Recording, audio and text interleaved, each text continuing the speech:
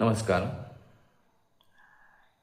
मेडिटेशनच्या कार्यशाळेमध्ये आपला हा जो प्रवास सुरू झाला आहे तो मंत्रा मेडिटेशनपासून सुरू झाला. मग तो प्रकट मंत्रा, प्रकट उच्चार, त्याच्यानंतर मौन मंत्र, मौन मेडिटेशन, त्यानंतर आपण ब्रीदिंग मेडिटेशन पाहिलं.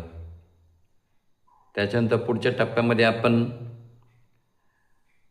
साऊंड मेडिटेशन पाहिलं आणि काल आपण बॉडी स्कॅन मेडिटेशन पाहिलं.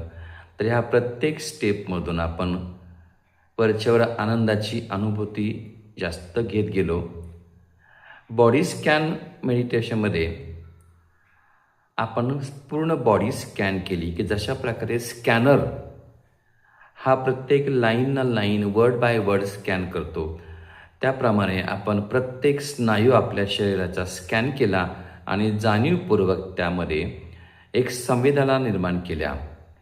आणि ज्या ठिकाणी वेदना होतात किंवा ज्या ठिकाणी त्रास होतो त्या ठिकाणी लक्ष देऊन आपण काय केले की जाणीवपूर्वक त्या ठिकाणी संवेदना निर्माण केल्या आणि अशामुळे त्या ठिकाणचे सगळे पूर्ण स्नायू जे आहेत त्याचे शिथिल केले.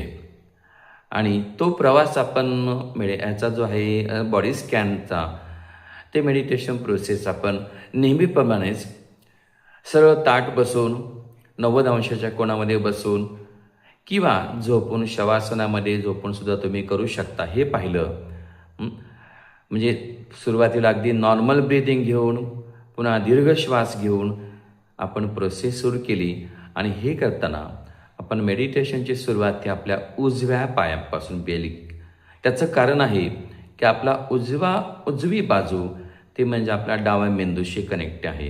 आणि हा डावा मेंदू म्हणजे जे आपले सगळे लॉजिक आणि रिझनिंगची जी तर्कशुद्ध बुद्धी जी आहे ते विकसित करण्यासाठी आहे.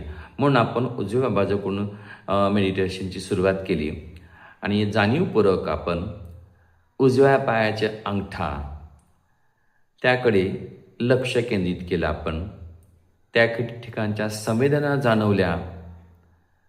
त्यानंतर उरलेली 4 बोटं याच्याकडेही लक्ष दिलं, जाणीव केली त्या ठिकाणची.